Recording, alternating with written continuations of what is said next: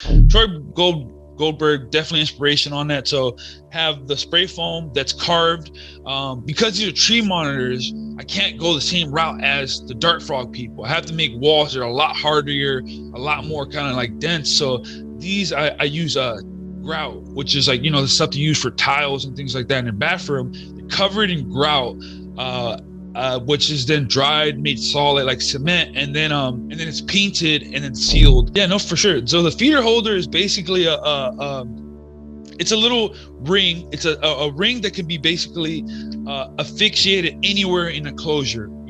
For any type of animal. It doesn't have to be a reptile. It could be a rabbit. It could be a rat, ferret, anything like that. Any animal in which you need a place to provide food or water or anything for the animal.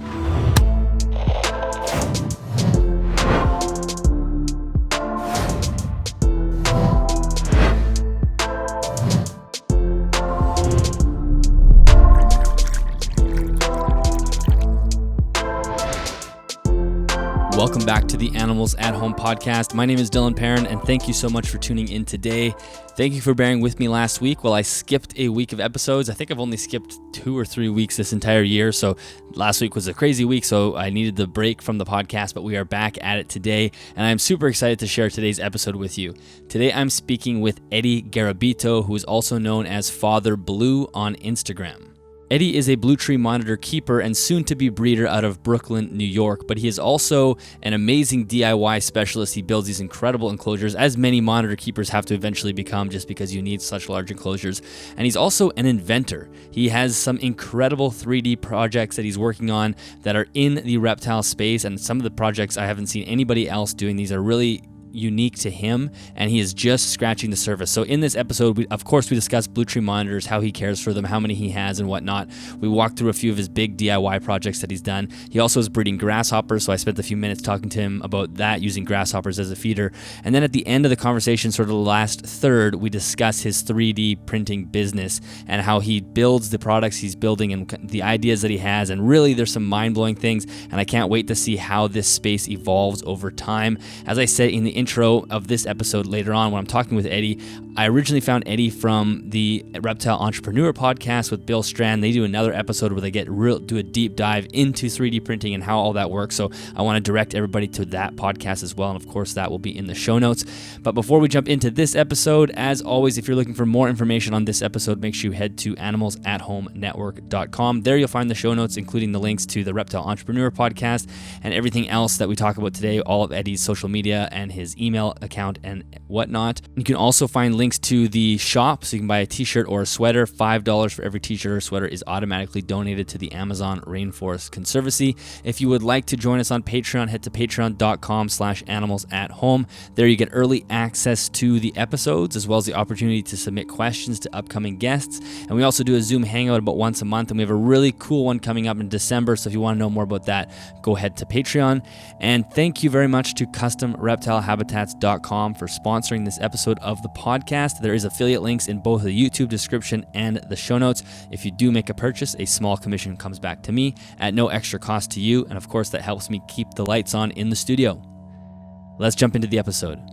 Enjoy. Well, Eddy, welcome to the podcast. Thank you very much for doing this. Yeah, for sure, man. Thank you, man. Again, I'm a big fan. I'm super excited to talk about this, Yeah, I'm super excited to talk with you as well. I know you followed me on Instagram a few months back, and then I listened to you on the Bill Strand podcast, the Reptile Entrepreneur, which I'll point everybody to. I'll put that in the show notes for people because that really blew my mind, and we're going to get into some of that stuff today.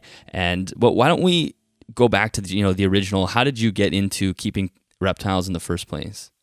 Well, I mean, I've been keeping, I've been around animals my entire life growing up, with like dogs and cats and things like that. And it wasn't until like I got a little bit older, like into like high school, that I got introduced to my first like reptiles, watching YouTube. I used to follow a lot of these older guys that would keep savannah monitors, and I've always fell in love with like how they traded them, like almost like little dogs, which is not the best way to talk about, a savannah monitor or anything like that. But they were like, back then they were like on free roam, and you'd see these big giant lizards coming up to them and loving them. And like, it was dope. So I got my first savannah monitor when I was like, I don't know, like 16, 17 or something like that. And I convinced my mom to like I didn't know anything about reptiles, but when I jumped into it, I was like, I need to figure out how to keep these things like the best way. And I convinced my mom to let me build this giant, like 6 foot by like 2 foot by 2 foot enclosure in our apartment.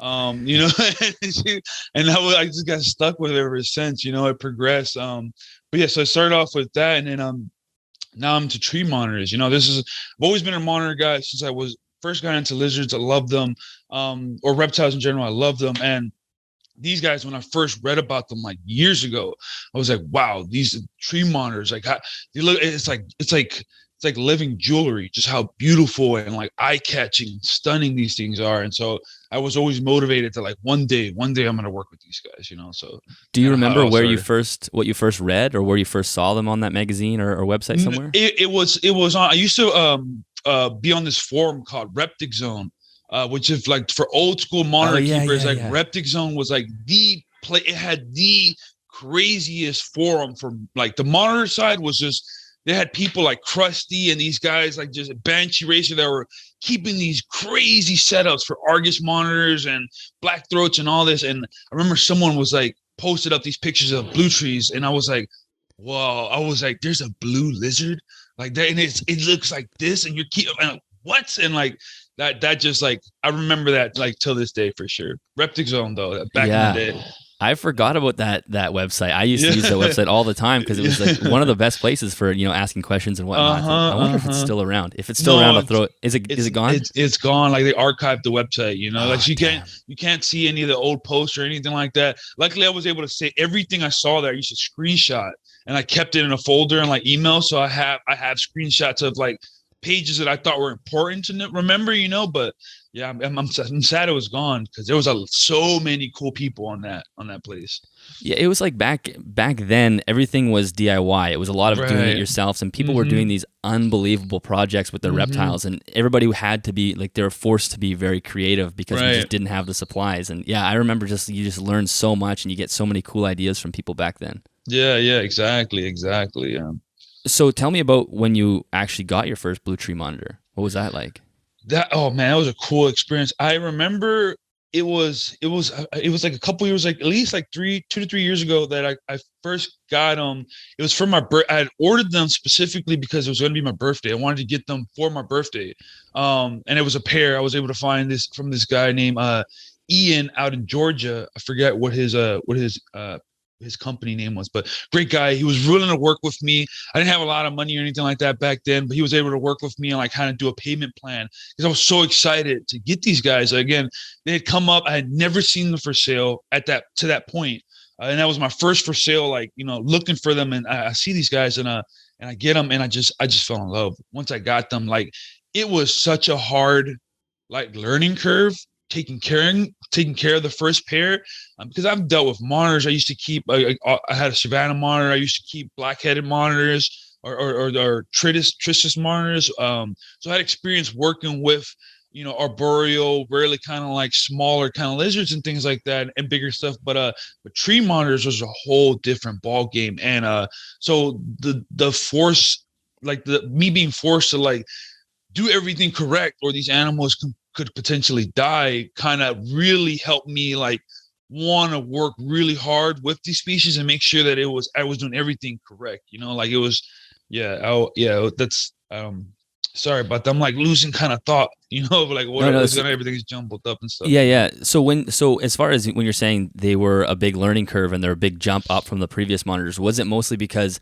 they are so sensitive, or was there something about just their care that was difficult? Yeah, it was because they were so sensitive. It led me on this like trail of knowledge where I want to learn everything. I was asking so many questions. Everyone who had a tree monitor, like on Instagram, on Facebook, I was literally like messaging them like, hey, your experience with them, what are you doing here? Like, how are you watering them? What are you feeding them? What time of the day is best? What temperature zones are working best for you? Like, should I be bigger enclosures, smaller enclosures? Like, it was just like a constant non-ending, you know, kind of like search for more, you know, and that's what really made me fall in love and dive deep into that whole of these guys, you know.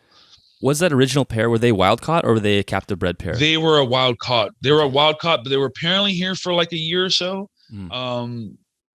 I don't know what the case was or anything like that, but they definitely weren't captive bred or anything like that. For sure, And imports. do you mind telling us how much you paid for that pair? Oh, back then, I paid for the pair $1,800, Oh, which okay. is if like wild comparing to now. Like the prices for them have like skyrocketed because of the demand. Finding a pair of tree monitors for $1,800, 2-3 years ago, I, I think that was like the norm. Now you're looking in the realms of like 2,500, $3,000 for a Right. single animal. Wow, that's Yeah, yeah, insane. So yeah. how many do you have right now? I have in my possession, I have 8, but one of them is on a loan from a friend of mine. So he wanted to stick his female with us in a project to see what could come about it, And so that's what we have right now. Yeah. Cool. Well, I want to get into kind of the breeding and why you're doing that. But first, monitors are an interesting animal because I think everybody's drawn to them. They're just so fascinating. They're Yeah. kind of like a parrot, like you're watching. They're so inquisitive and whatnot. But I have never kept one, and I imagine that I never will keep one, just because not everybody should probably keep a monitor, just because of how intense that animal is and how much care you need to provide. So, like, who do you think should have, for example, a tree monitor? Because you do need space, and like, what are some of the things that people need to have in their life to make sure they could actually do that properly? Yeah, it's a big life commitment for sure getting into these animals because they're hardy for sure. They can go, a couple days with, you know, unintended neglect, so like if you forgot to like, oh, I didn't water or something like that, they're fine. They're not a very like super sensitive species, but they're an animal that needs a lot of dedication. Like the amount of like food that they eat, the amount of space that they require, the amount of like kind of like little things that you have to notice because these are well, for tree monitors particularly, they're sensitive with moisture, so making sure they don't get dehydrated, the humidity is correct and things like that. I would say that these guys are definitely like a more advanced keeper, set of animals. Just because the littlest thing can definitely turn them into like a stressful state in which they'll just deteriorate really fast. They'll stop eating, they'll stop drinking, and things like that. And it all depends on like the space that you have as well. Like for me, for example, my enclosures are on the larger side. Like right now, I just finished a set of 3 enclosures that measure 6 foot tall by 4 feet wide by 30 inches deep. And that's usually kind of, I don't want to say like what's the minimum requirement for a tree monitor because there's a lot of debate on that. But in my opinion, bigger is better. And that's a lot of space. You got to think you have that much space for one cage times that by 3. And those are only 3 of my cages, not to mention the other cages that I have for my other animals, so like they definitely require a lot of space, time, and commitment for sure, Yeah, yeah, and they're one of those animals. They're a fairly fast-moving animal. They're quite active, Mm-hmm. and having a large space for sure is a necessity. And then as far as care goes, just basic care. Can you run through just kind of general how you're caring for these guys? You don't have to go in Yeah. super depth. Yeah, for sure. Well, I try to keep, like I said before, when I keep any animal, I try to research to keep these guys in the best possible kind of like conditions that I'm able to provide for them. So I've done a lot of research in terms of like lighting situations to make sure that they have the correct kind of like UVB, heat zones, as well as kind of like visual lighting for them and things like that. So I also on top of heat lamps and UVB. I also use full spectrum like LED bulbs and things like that inside of there for my guys. I have them on automatic misting systems so that I can keep the humidity in a constant range of like no lower than the 80s, like low 80s, all the way to the hundreds in some days. And then I have them, a big dry time during the day with those guys. I feed them daily.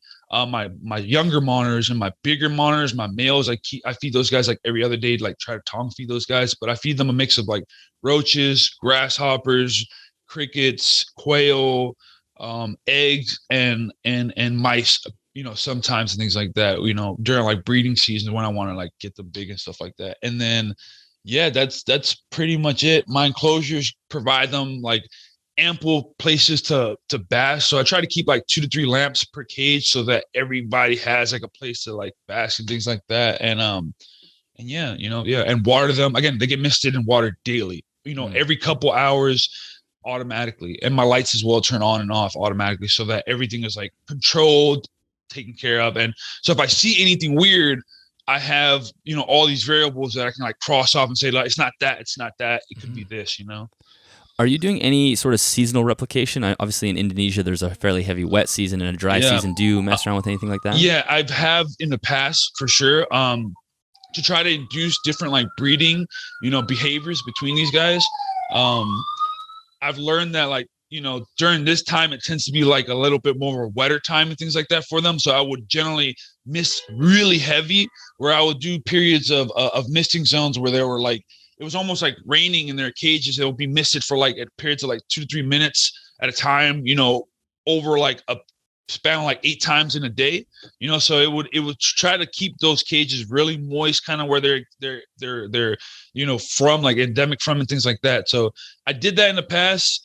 It was fine. I didn't like I felt like at the time my cages weren't set up like to be ventilated properly for me to continue to do that stuff without maybe causing harm to them. So I stopped that. Now I'm just on a normal kind of like missing setup and things like that, and just going on like, normally with these guys. So keeping them in a normal. Yeah.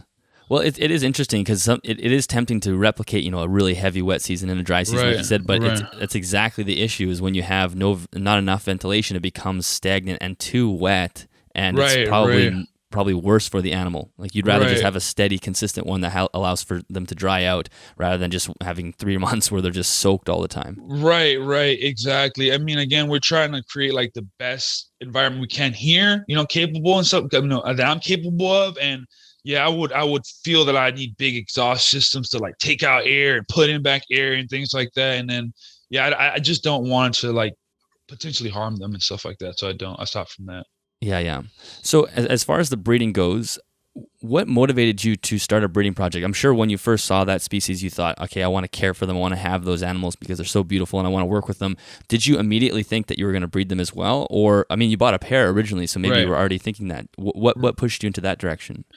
I always wanted to work with one animal. I've never bred, of all the animals that I've kept in my life, I've never had a goal of breeding them. It was always like, oh, I like these animals, I want to keep them as a pet and things like that. And when I got into these guys and kind of started researching and figuring out like, how, they're rare, how rare they are in our kind of like hobby, with not even a lot of zoos and things like that, knowing too much about these guys, and these guys only being discovered in the last like 15 years or so, it's just not discovered, but like scientifically acknowledged in the last 15 years or so.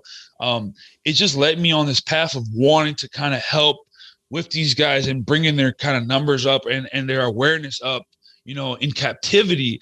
My ultimate goal with this entire project, and it's a far cry, and I know that the zoological sector doesn't really mesh well with the kind of hobby sector, but I would love to be kind of one of the pioneers in getting these guys established here in the USA or in captivity, and kind of like unlocking that key of what it is to keep these guys perfectly in healthy in captivity, and then starting up kind of other breeding projects around the country with zoological kind of places. So that's my goal. I would love to have at one point, like once these guys start producing, to just give them away to zoos that would want to take them to hopefully start their own projects and things like that, so that these guys potentially don't become extinct. Like they're from what I've seen, I hear there are other people who keep them, obviously, here in the US and in Europe specifically, there's a big kind of like group of people that keep them out there, but there's not a lot of information about them. There's not a lot of people talking about them. There's not like there's not even a video. No one's ever captured these guys on camera or anything like that, like how they act and are in the wild, So like, I kind of just want to help that whole kind of like narrative and push it so that these guys, we don't lose them one day, Yeah, it's interesting. It's one of those examples of a species where there's almost no natural history information, and this is where the private sector does do a great job of learning about these animals. Okay, what makes them tick? How do you make them breed? How do we make sure that we know how to do this in captivity? And you can actually learn a lot about these wild animals in that captive space, provided that the care is attempting to replicate their natural environment. So yeah, so are all 8 that you have right now, are they all wild caught? No. Okay. I have one that's a captive He's a captive bred here in the US. He's my male. The other ones I have a couple of them are like questionable, like their origin. I'm not sure whether they were like captive hatch, captive bred, or anything like that. Their mannerisms and the way that they like kind of like when I got them, how healthy they were, for such a small size, things like that, led me to believe that they were either established very well before I got them, or they were either captive hatched or something like that because of how healthy they appeared, not very like sickly or anything like that, like a cat, like a wild caught. But the majority of mine is wild caught, only because. Yeah. Only because of how hard it is to acquire, adult captive bred animals, Well, yeah, if it's not established in the hobby, it's virtually impossible, I'm sure. Yeah. And so why do you have 8? Why not start with a smaller number? Was there a reason to have a larger population? Well, when I noticed how, in demand they started becoming, like everybody started getting them. And then I started seeing like they would pop up here and there. Again, they were really rare already in the hobby. There weren't a lot of people already working with them. And then people who were like getting rid of them were people like, I'm tired of these guys. I want to get them out of the, I want to work with something else, this and that. I don't really care about these guys or anything like that much. I just wanted to get a better chance of working, having a compatible pairs, when I put them together. The issue with tree monitors that I've learned, researching is that compatibility between two animals is very important. You just can't stick one male with one female and they get together. Generally, in some cases they won't breed, so you have to kind of, I wouldn't say play around, but, set up, check out how two pairs interact with each other, how they bond, if they're compatible or not in order to be successful. So I did it to just increase my chances of success in the project and things like that, Yeah, that makes a lot of sense. And how far are you from, do you think, actually breeding or getting, viable offspring? Well, last year was my first attempt at breeding, and I only attempted with one pair. That year I did get these animals to breed. They did lock up and everything like that. I was doing a lot of experimenting with rain cycles, with kind of feeding conditioning. So like where you feed them a lot less coming up to their season of breeding, and then you feed them a lot and things like that to kind of get them to the cycle. And I did get a couple times, again, these guys to lock up. Whether the female became gravid or not, I'm not sure. I could have gotten eggs and then lost them, from the male or something like that. I don't know. I just remember them doing that. And then, unfortunately I didn't get eggs. So this year has been like, in preparation for that, was getting everything, all my conditions, kind of everything correct, starting those cycles of feeding and kind of conditioning them to get them ready for breeding this season. So this year I plan to pair up 3 pairs. Okay, awesome. Yeah. Well, that's very exciting. Yeah. I'm not sure if you listened to the episode that I did with Nick Gordon from the Arboreal Alliance, but they're starting that Cloud Forest Alliance, which is, they're looking for people who are working with very niche species and who are essentially exactly what you're doing. So I'm not sure if that's something you'd want to be in. I can talk to you about it afterwards once we're done recording. But I love finding people who are just like involved in a single species and are just focused on one thing. And I think that even though, like you said, the bridge between the zoological world and the private sector isn't great, having people like yourself do this sort of thing will actually make that bridge stronger. And maybe we can start crossing animals back and forth like they do in Europe. That's a lot more popular there. Yeah, exactly. Have you ever, as far as the other species of tree monitor, are you interested in them at all, or are you just going to stay focused on the blues? I am. I actually had a pair of green tree monitors. Those are, because of how beautiful they are, they're like, I love the bright colors and everything like that, and they were awesome. I wanted to move away from that just because I wanted to, for the space, and what my ultimate project is to like establish these guys, kind of get these guys, because they're I'm not going to say that they're the rarest, because they're not. They're just a little bit more they're not as established as the green trees, I feel. They're from a smaller island. It's a lot harder to get them and everything like that.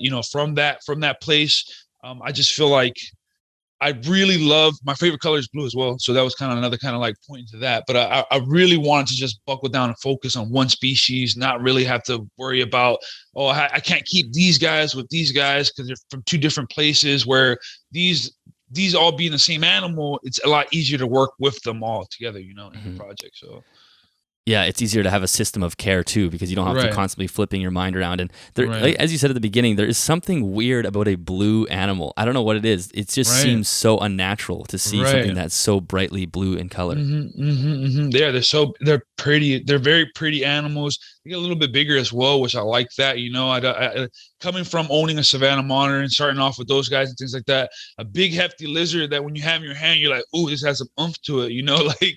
That kind of is cool as well, you know.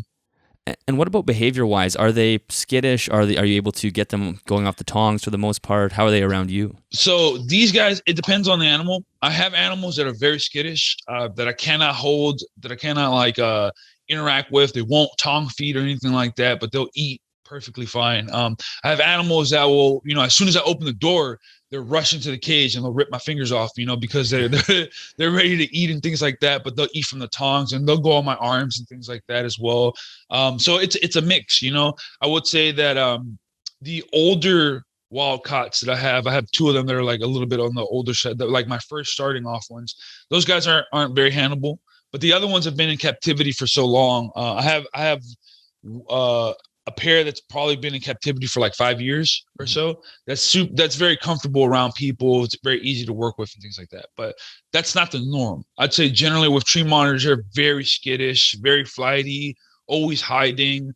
Not an animal that you kind of see. You know, it's like kind of one of the cases like empty cage syndrome, you know, with these animals. So yeah. Well, I'm sure as the captive bred ones become more popular and you start working with them right out of the egg, they'll probably become a lot more tame. Right. So why don't we spend a little bit of time talking about the build that you just did? It's right behind you for those who are watching on YouTube. You can see it, and if you're listening in your car, you can go check out Eddy's Instagram after. But you have these 3 sort of massive enclosures that are side by side by side. So can you just walk us through how you built those? Yeah. So those are a really cool project. I wanted to. I was moving to a new place, and you know, with the new place, it gives me a new kind of like zone layout and everything like that, what I can like build out with space and things like that. So I wanted to do something that was really big, really nice looking, and kind of gives them all the kind of, you know, enrichment and kind of like things they need to, you know, be healthy. So I built these giant cages, which are 6 foot tall, 4 foot wide by 30 inches deep. And they have entirely covered walls, fake rock walls that I built myself. But the whole process of them was like you could check my Instagram and kind of see how I started off and everything like that. But basically it started off with like a wooden frame, obviously, that's treated and covered. So everything is like completely waterproof. The rock wall was made by using spray foam that I kind of like shaped out in the way that I want it, carving it out and things like that. If you look at like the dark frog community, that's where I got a lot of the inspiration from. The Troy Goldberg and exactly. He actually was inspiration. If it wasn't for him and me learning the hacks that he does to like shape these, I would have still been over here, dude, like carving out the foam. Honestly, you know. But did you get the drill going with the wire brush? Exactly is what I did, because I've been making fake rock walls for like, I don't know, years, man. Like keeping at my other animals with the blackheads, I did the same thing, similar enclosures, but they weren't as cool as these or as detailed, because I was just like spray foaming and then putting paint and then dry lock and hoping it stays all together, you know. But this is like years of me working and perfecting that process. But Troy Goldberg, definitely inspiration on that. So have the spray foam that's carved, because these are tree monitors. I can't go the same route as the dart frog people. I have to make walls that are a lot harder, a lot more kind of like dense. So these I use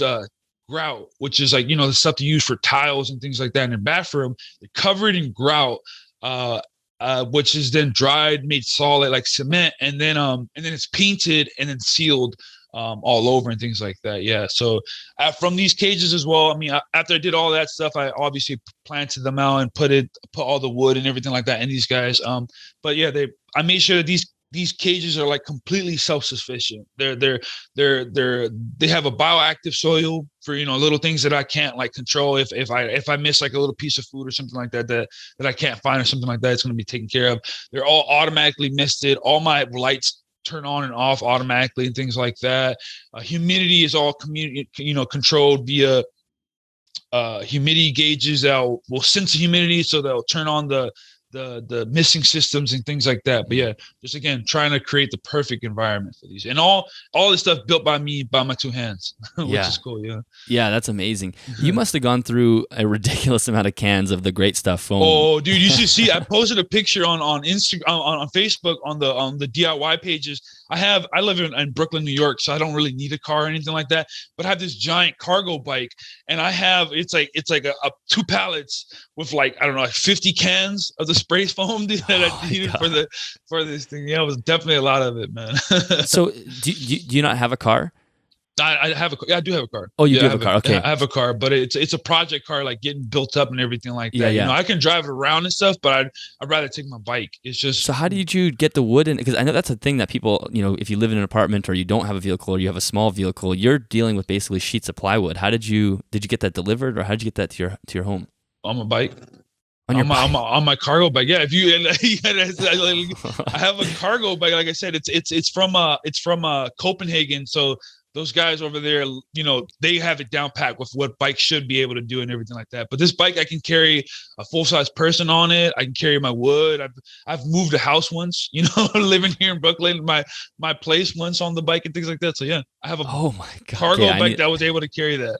That I'll is send you a unbelievable. picture so you can see it. Yeah. Yeah. I'll put the picture in the video and in the show notes as well so people can see, because now I need to picture that. That's unbelievable. Yeah. So that's cool. So when you had just the plywood before you applied the spray foam, I think you said you sealed the wood, or did you seal the wood first? Right, I did seal the wood. What did you seal it with? I've learned over the years to use like these certain products. So one of the things that I do is I use it's like a waterproofing, like kind of like paint that's used all over, and everybody knows it. The Dart Frog guys know it, but it's called Dry Lock. So it's one of those paints that's like it's like a masonry, like kind of like concrete waterproofer type of deal, you know. So you get like that couple layers, probably like 5-6 layers of paint before I do any other work, you know. And I also seal the edges with silicone and things like that. And then from there I can build my wood, my walls and things like that, you know. The rock walls themselves are already on top of that also waterproof, you know. Right. So it's doubled kind of protected, you know. Yeah, and I like Dry Lock because it doesn't have a super strong smell as well. Like once you apply it, it's not like a huge, you're not like fuming out your entire apartment or anything. Yeah, it works well, and I've made full rock walls using just Dry Lock as well. Instead of just grout, I would carve my foam and then paint over with Dry Lock, and it works well. But for monitors, I wanted something a little bit more hefty, and so I went with grout. You know, that's when I kept Blackheads. I built their rock walls the same method. And it just lasts a little bit better, you know. Yeah, I guess they have such sharp nails that it just cuts through the foam. Right. Mm-hmm. And then you also have open sides, I think. It looks like you have a clear panel on the actual sides. Right. On the two end cages, I went with big clear panels for viewing. You know, I just wanted something to look aesthetically pleasing. Maybe I can shoot you a video, so like a walkthrough video, so that the other that'd be awesome. See anything like that. Yeah, but the sides have 2 viewing panels, because I wanted to be able to see them, you know, when I walk into the door or go into my room and things like that. So I do have that. And then the fronts are big viewing panels as well. Again, just for the aesthetics, I want to be able to see them, kind of see everywhere, every corner, because again, they hide a lot, you know. So, you know, if I have just the front viewing, they could be in a little place that I can't see, and something could be going on where they're not eating or something like that. And I just want to be able to monitor them, you know, a lot better that way. So. Is that glass, or is that plexiglass or acrylic? Plexiglass, the front and the bottom panel, and then the top entrance panel is glass. Okay, gotcha. Yeah, and I did it for cost savings. I would have done glass all the way around, but it's, you know, me living here, it's not a permanent situation. It's an apartment. So I want to make sure that if anything, I'm not taking like a crazy loss if I have to move this and things like that, you know? Yeah. And then you have like a bunch of branches that looks like you got from outside and everything. Yeah, did you bring those in on your bike as well? I did. Yeah. I gotta stop complaining about having a small car. Yeah, that's crazy. Yeah, that's cool. Everything I'm built on this thing. Literally, from the stand that the cages are sitting on, the cages themselves, the glass, everything was transported on the bike. Okay, everybody listen. There's no excuses anymore. I have a pickup truck, but I'd rather just use the bike. It's faster. Man. That's amazing. Well, that's awesome. And you do have some live plants, like you said, in there. How hard are the monitors on those? They're very hard. It depends what plants I use. I'm very limited on what I will put inside of these guys. A lot of pothos, a lot of I forget what they're plants that you could find readily at Home Depot. But I put them in a manner that, I'll put them on the base of the floor. I put them on the floor of the cage and things like that to kind of fill out that space for them, just kind of help, with controlling the wetness of the ground as well. And the monitors don't go down there a lot or anything like that, so it's perfectly fine for them. There's a couple of suspended plants, things like that here as well. Again, I put them in locations that I feel as though the monitors aren't going to be like, moving around too much in, because if I were to place them in those active areas, they'll shred them to bits. I've had I've had cages where I've like spent like literally hundreds of dollars filling them out with live plants, and within a month they're all dead because of the monitors. So yeah, I guess that's one with very active species, very strong, right? They're just going to terrorize the plants. But and it's not like them wanting to like mess with the plants themselves. It's just them passing through them all the time. It just shreds them to bits. Yeah. Well, and one other project that I wanted to talk about before we get into some of the main stuff that you're doing is you're breeding grasshoppers, and I assume that's mostly for the monitors. You'd already mentioned that you're feeding them off. So tell me about that, because that's a feeder that we don't see as often in North America. In Europe, it's a lot more popular. They feed locusts and grasshoppers and whatnot. So how did you get down into grasshoppers, and how is the breeding going? Well, I saw some people. The main guy who's working with the grasshoppers here in the U.S. is Kai. And he from the West Coast, and he posted, pictures of him feeding his animals and these grasshoppers. And I just saw the feeding response that his animals had, like as soon as he would show one of these guys, you would see his monitors just like jump crazy over these. I've never seen my animals interact with food in that way, not even with roaches or anything like that. I was just like, wow, this is a if I can get some of those to animals that are not like, they're like really picky eaters, they're gonna go bananas when they see these things, so I contacted him, and my goal was I wanted to start with a big group. I was like, if I'm gonna get these guys, I'm gonna go all in so that I can hopefully be as successful as I can with that, and hopefully be running with millions of grasshoppers, so I can keep these guys on like a full insect diet, which is, for me, that's my 100% goal, is to get them on a insect, like a 90% insect-based diet, with variety, so that they can be healthy. So I got the grasshoppers. I think I started off with 200 grasshoppers, which is a big investment. And Kai was super awesome with helping me kind of like get them set up perfectly. Him and another friend of mine, Cody, from the tree monitor world and things like that. Those guys were really successful in breeding grasshoppers, but I was able to get their setup, their cages, and everything like that. And with those little bugs, the smallest little thing is so important to get them to be prolific. Otherwise, they die off and you don't get anything and stuff like that. So it was a big learning curve, but now I'm successfully reproducing. I have eggs. I've hatched the eggs. The eggs are growing. I have 2 cages now with maybe 1,000 grasshoppers in it. So I've already I already got my investment back plus, so they are, I did not expect them to be that, I'm not going to say they're easy, but that prolific. And I'm super excited with that for sure. And what are you keeping them in? It looked like some sort of screen cage. Yeah. So I got a Reptile breeze. So mine is a little bit bigger. I moved them over to smaller ones, but like the cages are about like 18 inches by 18 inches by 20. So they're like they're not too big, not too small. But that helps me keep about like 500 grasshoppers per little cage, and they're good to go from there. Honestly, now. And were your monitors showing the same food response that you saw originally? 100%. No. When I got them over to grasshoppers, I have one female blue tree. She's like my first ever monitor. Ever since I got her, she has been the pickiest eater. Never been able to like put on like crazy weight or anything like that. Was always a really slim, fragile looking monitor. As soon as I introduced her to grasshoppers, it was wild to see her just running around the cages, chasing an animal that actually like runs away, that she can see is bigger than a cricket. Like, it was amazing to see how different that response was to those insects compared to like crickets and dubia. So super excited with that. Yeah, very excited. So that must be obviously some sort of wild cue as well in nature. I'm sure they're eating something like that in the wild.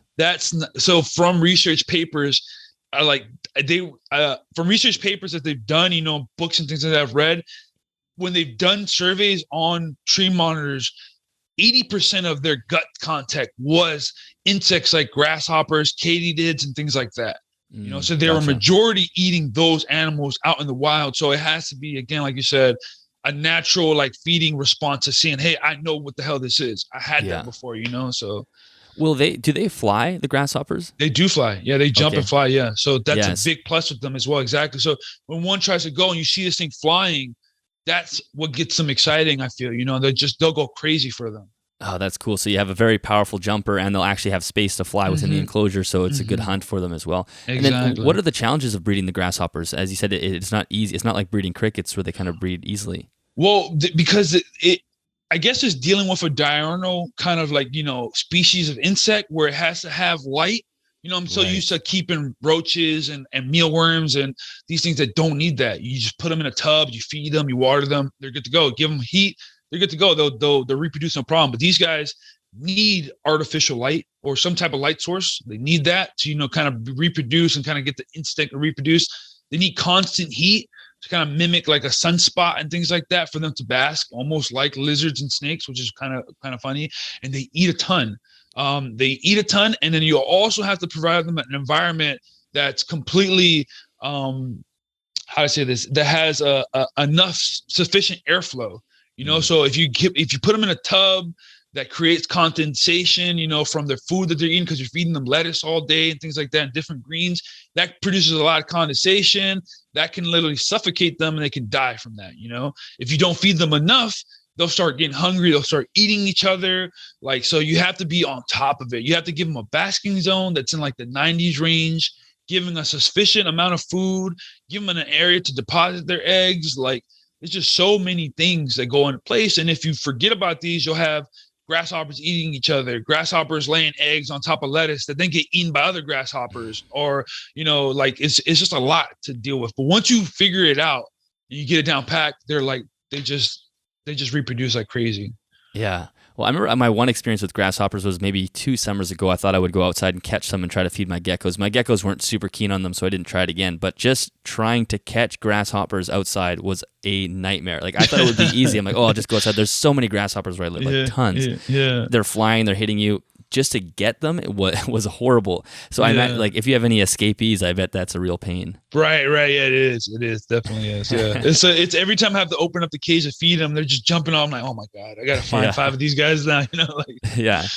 Well, that's awesome. So that's actually a good segue into the projects that you're working on with the 3D printing. And I'll say, if anyone wants to know the very technical work of what Eddy's doing, go listen to the Reptile Entrepreneur podcast, because they get into what programs you use and all that. We won't get too much into that today. But tell me about the 3D printing in general. How did you get into it originally, and then how did you draw the line to, or did you get into it for starting your first product there? No. So the 3D printing came completely separate from the reptile stuff. I've been, I used to work in the bike industry, like bicycles, like riding bikes and things like that, not motorcycles.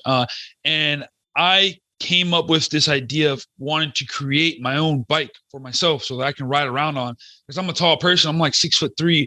So it's really hard to get bike frames my size, that fit me well.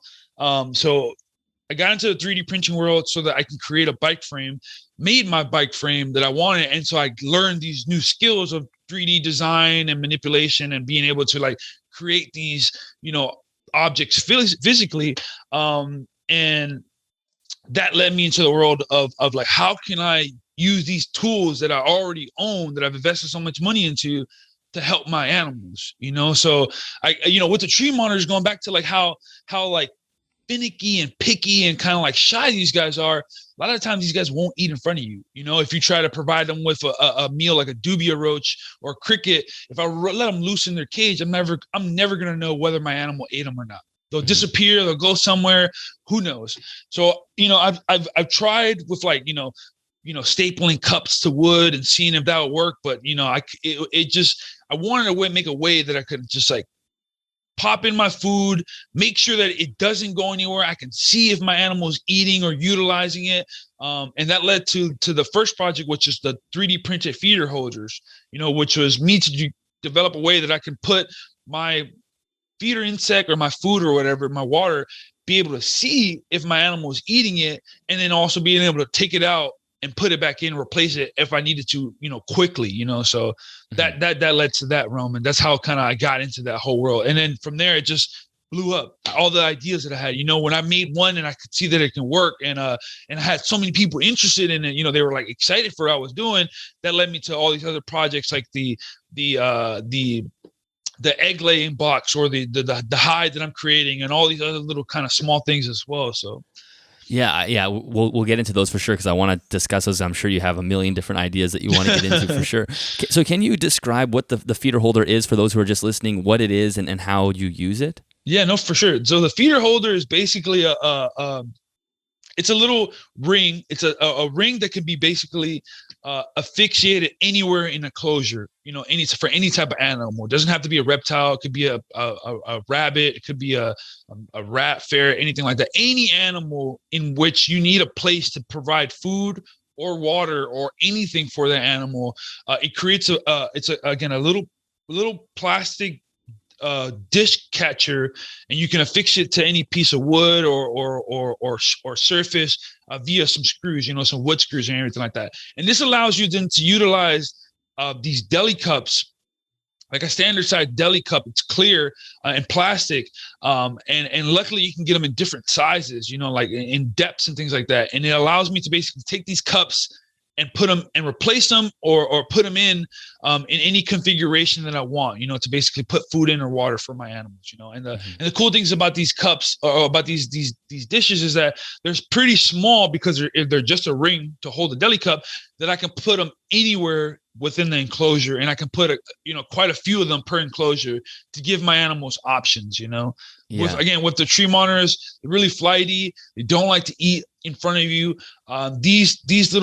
These little contraptions allowed me to place their cups or their food sources very close to the places that they're most active, which are like their basking zones. So by me being able to put food close to where they're already going to be hanging, it allows them to be closer to their food, allowing them to eat, and allowing me to know that my animals are, being healthy, are eating and getting access to food. So right. And then I guess with the tall deli cups, the crickets and whatnot can't jump out of there. Roaches definitely can't crawl out of there. That was the biggest thing, was to create the entire motivation. I forgot to say this. The entire motivation for the project was to figure out, how can I keep and feed my animals crickets without them escaping? Because that was the worst thing that I was dealing with, was like, when I would feed my animals crickets, I'd throw in 20 crickets, and then 15 of them will be in my living room. And I'm yeah.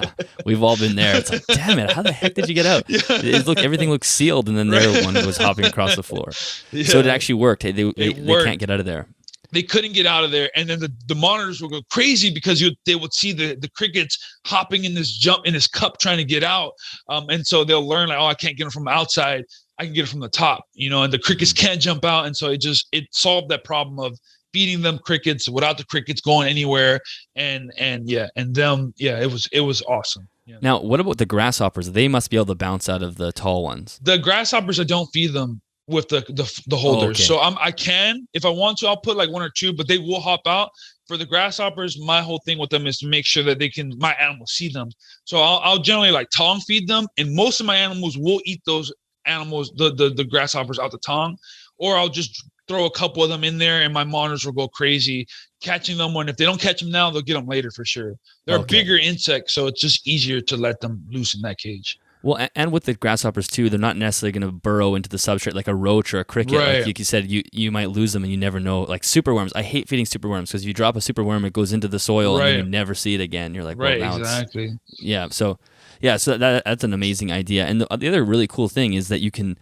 I like the idea of having several different cups, especially for water, having several different stations for fresh water within the enclosure, because that's probably, typically with reptiles, you have one water container, and, some of us, we get bad at changing the water. Maybe you leave it a few days, but at least having a few separate ones leaves better opportunity to have fresh water. Right. I tend to put about 4 to 5 holders per cage, so that my animals have various places to eat. I'm able to move them. I don't have to put them in the same spot. So that's kind of a form of enrichment and kind of helping them kind of figure out where to go. And then water is, I can have 2 to 3 different places for water. And again, with these guys being so delicate and having to be hydrated all the time, the more water I get for them, just the better they are, Yeah. And then as far as the sizes go, like I think the deli cups are all pretty much the same diameter, like you said, so there's different heights. But then do you have smaller rings as well to hold smaller dishes? Yeah, I've started developing because, with the project and with people kind of seeing these and kind of seeing what they can do, I've had other people request to make smaller ones to feed things like crested geckos and like morning geckos and things like that. So there is that where I've already developed one that can hold like, the little ketchup containers that you will see, from like, I don't know, from your local burger joint, so those are smaller ones, and those can just be like asphyxiated or taped onto a wall and things like that. So I haven't posted those guys yet because I haven't like, I guess, had a chance to, or anything like that. But for sure, I have a couple of different sizes. I also have one that can fit big buckets. So like a pretty big like painter's bucket, like a small painter's bucket. And that one is to make like really quick nesting zones for tree monitors that I developed. So I can pack those full of dirt, bolt it to a screw, and now I have a really like a quick look nesting zone if I needed to or something like that. So that plastic is strong enough to hold that much weight? Oh, 100%. It's all the wood is what will have to be strong to hold that weight. That's the only thing that would be the factor there. Because I can print them so to be fully solid or, not so solid, things like that. But yeah, these can hold a lot of weight for sure, these plastic pieces. And then can you run through just your setup for your 3D printing setup? Because that was one thing that I found amazing when you were talking to Bill, is how many printers you have on the go. And maybe you can also take how long it takes to print one of these things. Yeah, for sure. At the moment, I have 5 3D printers. So it's like a small farm. And these 3D printers, I can probably crank out. I can print one little feeder holder. If people see the picture, it's about, I would say about like at the longest line on it, it's probably like 6-7 inches, probably wide in diameter. And it takes about like 30-40 minutes to print one of those guys, so so I can print them all day long and everything like that. I started off with 3 printers originally, purchased 2 more this year just because of the amount of people that were asking me for the holders. I wanted to be able to create them as fast as I can and things like that. So, and I also plan to like start, kind of like pushing that business or that kind of idea out more publicly. And so I just wanted to be ready for that whole sort of thing, Yeah, my printers can print in a space of about 12 inches by 14 inches. That's kind of like the dimensions for the actual physical space I have to make whatever I want from it. So they're pretty cool, honestly, that whole technology and what you can do with it. And then if you wanted to go with something bigger, could you have just printed out in pieces and then assemble after? 100%. Yeah. 100%. I'll design the piece so that they could be like bolted together so that they're super strong and things like that. Okay. So how much does the actual, I'm sure ink is the wrong word, but the actual cartridges that hold the plastic, like how much does it cost to load the printer with the plastic that's being used to print? Oh, that's not a lot. It's like, so it's a plastic that I use. The majority of the plastics available too aren't that expensive. You're probably spending like $15-$18 a roll of plastic. Wow. And I can make out of that roll of plastic, I can probably make 20 holders. Okay. Wow. So it's not too much. No, not at all. Not at all. Yeah. It's funny because even, you go back 10 years and you look at 3D printing and it was like very rudimentary. Like everything was like, I don't even know what you would use with that thing. And now you can't even really tell when something's been 3D printed at home. Like that's how good the quality is getting. It's amazing. Yeah. I've been following that space from when it first started getting mainstream. The way, how fast it advanced and the things you could do now comparative to what you could have done back then are freaking amazing, man, honestly. So you have like a whole other hobby then that you can layer onto the reptile keeping hobby. But the 3D printing is essentially its own thing. Like there's a whole thing that you have to go through as far as learning and everything. 100%. Yeah, the learning curve for that was pretty steep.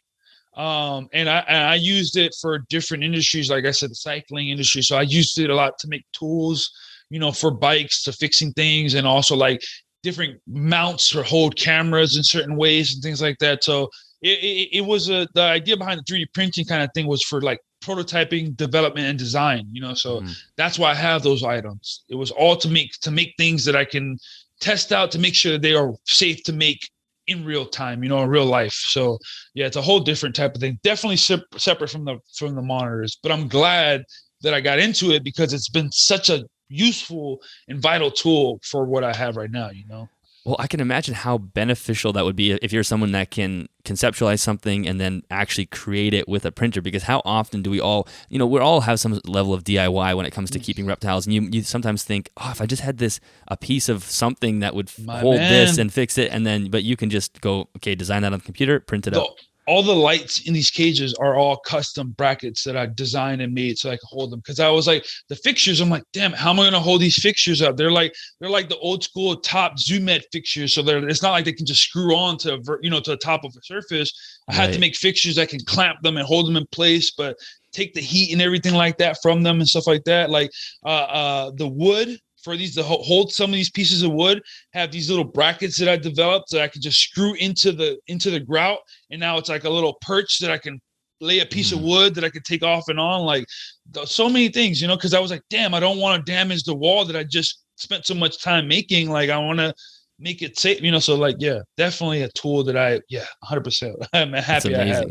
Yeah. So can you talk a little bit about the egg laying box too? Because that was something that posted on Instagram, and it's pretty remarkable looking. It's really interesting. So tell me about why you decided to go that route, and was there problems with the conventional laying boxes that monitor keepers are using, and then where's that project going? For sure, yeah. So the idea behind the lay box was the problem that I kept hearing in the tree monitor community with breeding these guys was the potential for them to kind of reabsorb their eggs if females are gravid, and that being because they're very picky with where they want to lay. They choose to lay their eggs. So the tree monitors need these very kind of tight parameters. They have to be right temperature, right humidity, right conditions, right type of soil for them to feel comfortable, and in the right location for them to feel comfortable and want to deposit their eggs. If not, you'll hear these stories of people like myself. You get them to pair to breed, and then you're waiting for eggs and you never get eggs, or they're, something like that. You think maybe they got eaten or something, or most likely they got reabsorbed. And it's because of the not having a sufficient egg laying place. Well, my general idea is that these are arboreal creatures, right? And the chances of them being on the ground floor, they're probably going to be susceptible to getting killed by another animal. So I'm rationalizing in my mind, where are these guys probably laying their eggs? I doubt they're laying there. I mean, who knows? There's not enough research to say that they're laying their eggs in the ground. They're laying their eggs in in certain places. So it led me on this like path to like kind of figure out what's going on.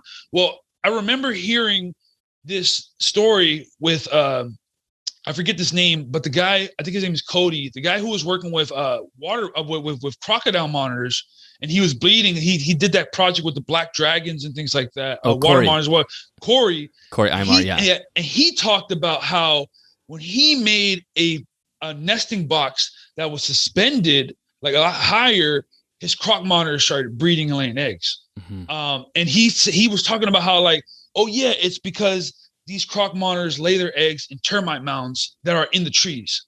And I was like, okay, croc monitors are from the same place that tree monitors are from.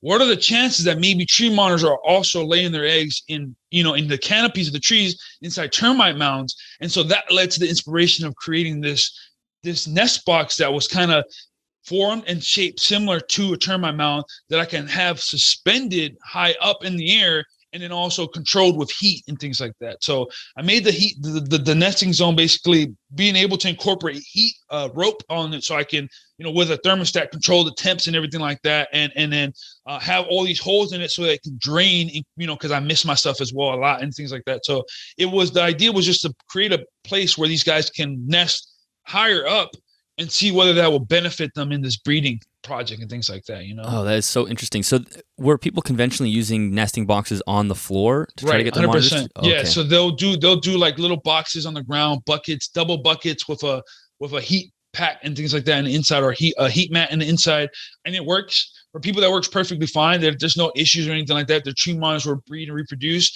I just wanted to keep it in a way that I just want to innovate on the idea. It's the same principle. It's the same, like, create a location that's heated, that has, dense substrate, and just allows them to dig and, they feel comfortable. And I just wanted to make it a little bit easier on them and kind of like experiment to see, hey, when I tried the nesting boxes last year, they didn't work.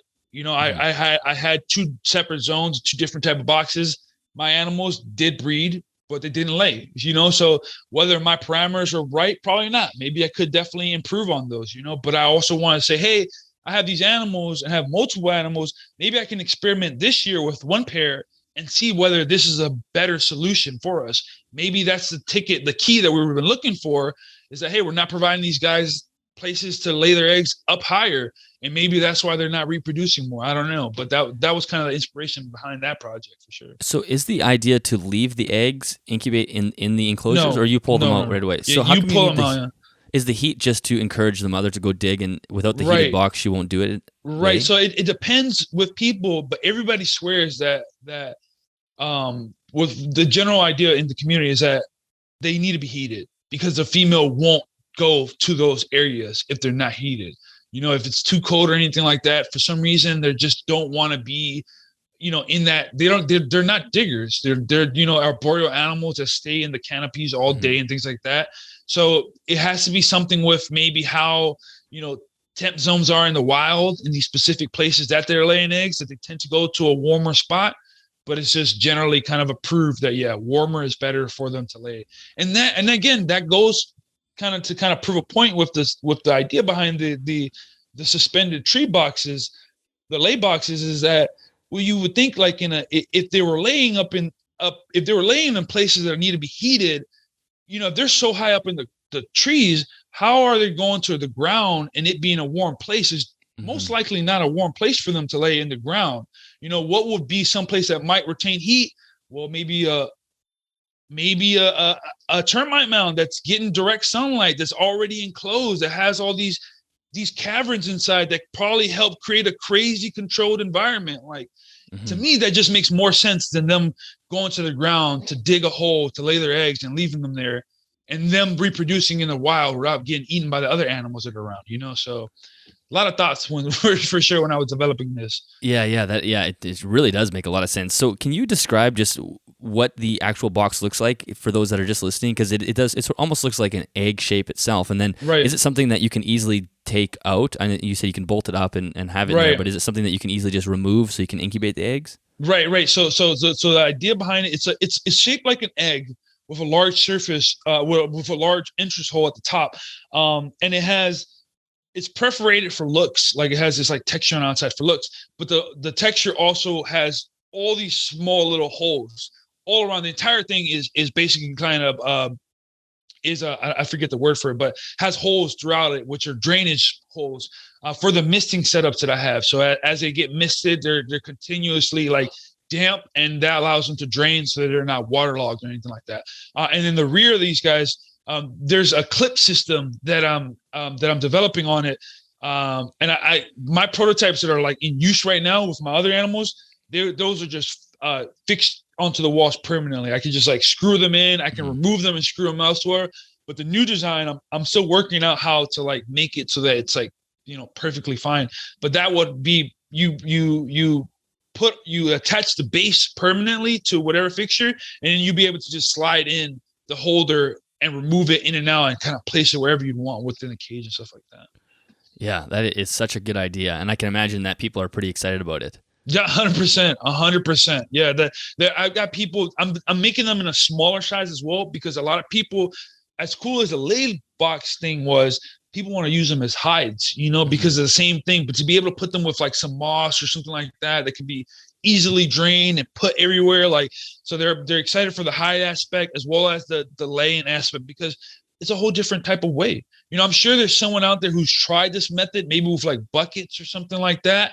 This is just a different, it's just trying something that we've already know how to do differently and seeing if it will work. And so many people are excited for that change, Well, and so for those that are listening, the outside of it, like you already said, it's sort of textured and makes it look natural, and it's sort of interesting that way. But once you have it printed, I guess it's like a black plastic. Do you think people will do something to the outside to make it sort of fit in with the rest of their enclosure, so it doesn't look like just black plastic? Or how could you do that? Yeah, I'm sure with maybe like silicone. I mean, like a lot of, if you look at how a lot of the people, the tree frog guys, or the dart frog guys do their fake rock walls, they a lot of times they'll get something like Gorilla Glue. They'll put it on the outside and they'll put moss on it and let the moss kind of like settle on, or silicone as well. So I can definitely envision something like that being done, where you could just like put some glue on the side, put some moss, and then boom, you have this this nest box that looks completely natural, Yeah. Well, I can just imagine, like, especially even for arboreal snakes, having hides up in the canopy is something that, sometimes people incorporate, but a lot of times we don't. A lot of times snake keepers have hides on the floor, which is, sometimes they're used. But if you're an arboreal snake, a lot of times people aren't providing hides. They just have climbing areas, and there's nowhere for them to go and tuck themselves into like they would inside a tree or something. Right. But what's really interesting is being able to just unclip it. So, a lot of times snakes are hiding, and I have one hide that I can remove the whole hide with her in it, with my Brazilian rainbow boa in it, and it's just so good. I don't have to disturb her. I can pull the hide out completely, and then I can put the hide down on the floor or on the table, and she's not going to come out or anything.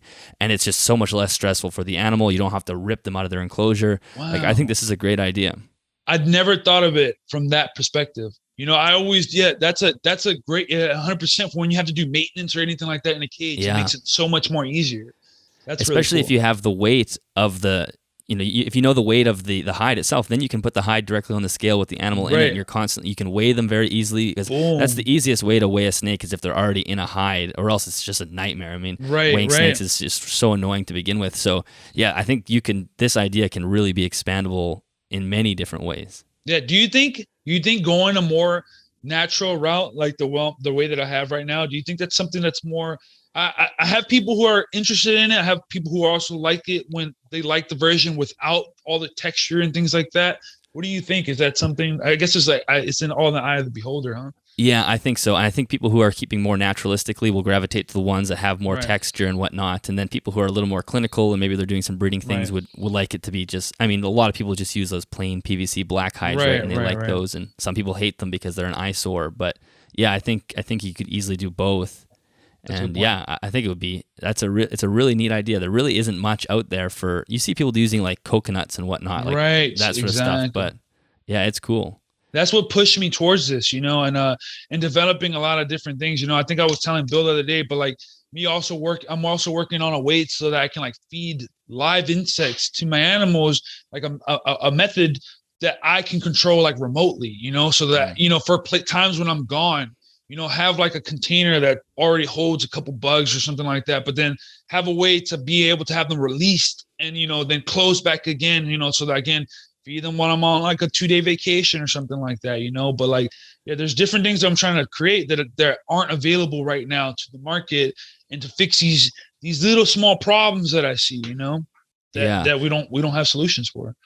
I always say that it seems like the reptile hobby is so far behind as far as technology goes. Like, there's so much technology available around the planet for things, and we just don't utilize a lot of it. And if you look at the aquarium hobby, they use a lot. They have some amazing technology, lots of automatic things, creating different wave systems, and it's amazing. And I think an automatic feeder would be a great idea. So have you kind of visualized how that would look? Yeah. Would it be like a hopper on top or something? Right, exactly. Yeah, because I already work with the 3D printers, I'm already pretty familiar with kind of like, programming and things like that, Arduinos and things. So it would be a simple thing with like creating a container, that holds crickets or roaches, and then creating a port that's just closes and, opens it with a switch, using like a cam, like rubber bands and things that you'll have like a door that slides open and then closes back up. So, whatever happens to be there, but have it in a way that it drops right into one of these bowls, into the dishes that I have. Oh yeah. Boom, it'll drop right into the dish, close right back up. My animal has new food that day or whatever, and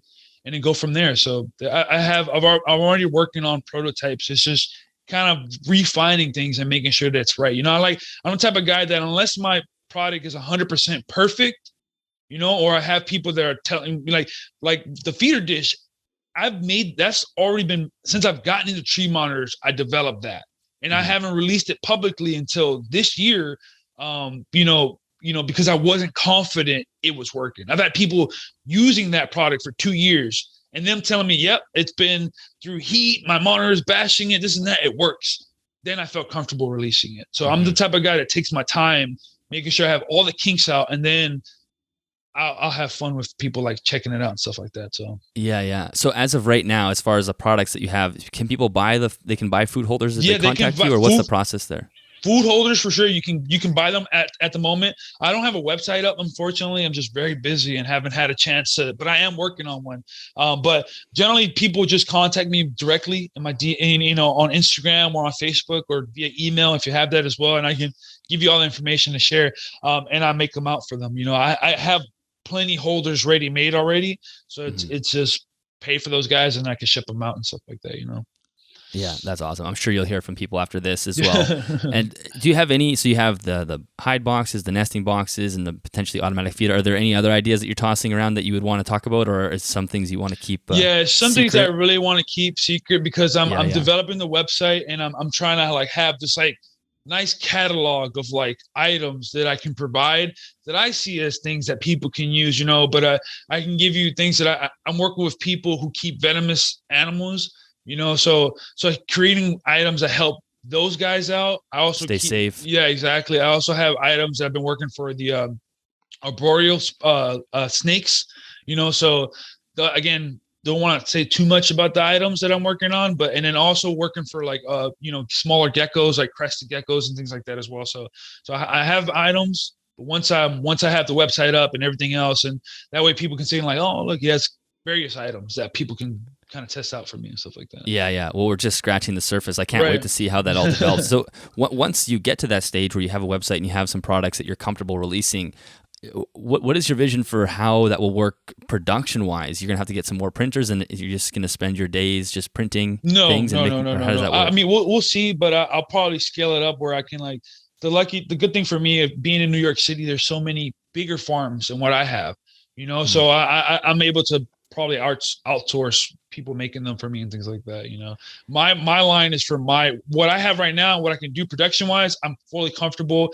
I can vamp it up a lot more if I wanted to, for sure. I'm able to take on, with 5 printers printing out, I could probably in one day, I can probably make, I don't know, like 70 holders, easily if I'm just there just all day, taking them on and off. So I have enough to be able to keep up with whatever demand I have right now. But later on, when I fully ramp it up, I'll probably outsource a lot of that stuff. And I guess that's pretty easy, right? You just share a schematic or share the plans, and then the computers do the work. That's all it is. Just a button, and then I just got to be there to remove it and reset it. Yeah, awesome. Well, I'm so excited for this. I think it's funny the way once you think about a concept and you realize how deep that concept could go and how many things could be done here that people just don't think about, right? Like for the automatic feeder is a great idea. I think if you had automatic feeders and you had surveillance cameras, then people could leave for several days, especially 100%. If you have different stations for water and it's an amazing idea. Is there anything that we didn't chat about today that you wanted to mention before we wrap up? I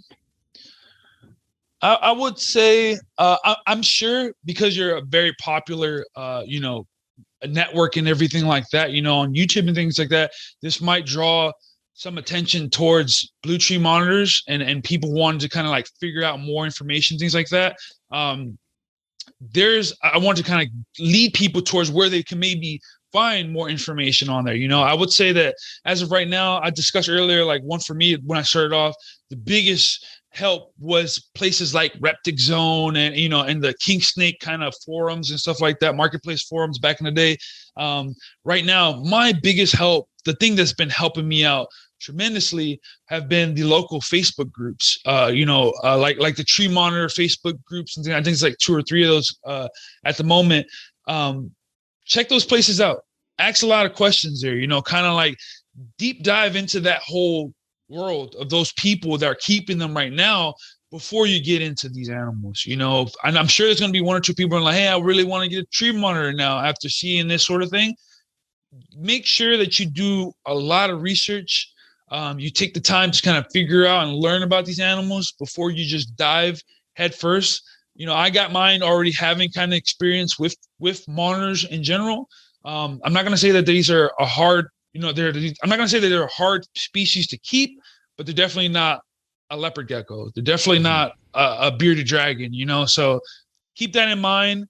Ask a lot of questions, join the community. Just keep on, kind of figuring that out so that you can be 100% successful when venturing into this world, Yeah, that's a great point. It's always nice to think about wanting a species, but it's a whole other game of actually keeping and caring for a species. Right. Can you let everybody know where they can find you online? Yeah, for sure. Yeah. If you ever want to check out what I'm doing, the progress, like some of the builds that I do, like I'm always building cages, I'm always designing stuff, always messing with the tree monitors. You can find me on Instagram at father.blue, and I spell the blue BLOU. Or you can find me on Facebook as Eduardo Garabito. Yeah, and then watch how soon I'll have a website and everything like that dedicated to blue tree monitors and their conservation, as well as the 3D printed products and things like that I make.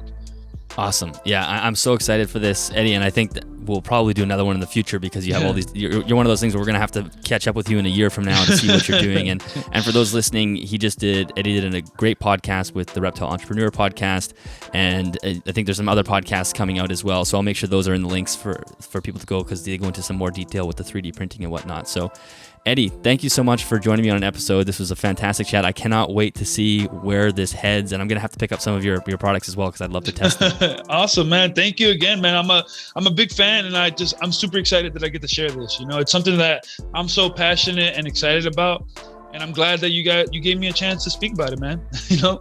Awesome. It was a pleasure. Yeah, same here, my dude. All right, that is the end of that episode. Eddie, thank you so much for joining me. I had a blast chatting with you, and I cannot wait to have you on again, maybe in a year or so we can see what you're up to. I'm definitely going to be keeping an eye on your Instagram page and picking up a couple of those products so I can test them out. And I know that you're just scratching the surface, so it's going to be pretty incredible to watch you develop over the next couple of years. Listeners, thank you so much for listening. If you did enjoy it, make sure you share it on social media. If you want to give us a 5-star rating on Apple Podcasting app, that does really help. And really, one of the best things you can do is just go over to Eddie's Instagram page or his Facebook and go say hi. Let him know that you heard him on the podcast. That I know the guests really love to hear from the listeners. So if you want to do that, I would love that. If you are looking for more information on this episode or any other episode that has been recorded, head to animalsathomenetwork.com. Of course, that's where all the show notes are. And if you are interested in joining us on Patreon, head to patreon.com/animalsathome. And as always, thank you so much to CustomReptileHabitats.com for sponsoring this episode of the podcast. We're going to be doing some pretty cool projects with Custom Reptile Habitats soon, so keep an eye out for that. But as always, I do really appreciate their support. There are affiliate links in both the show notes and the YouTube description. Okay, that is it for this week, and I will see you next Sunday.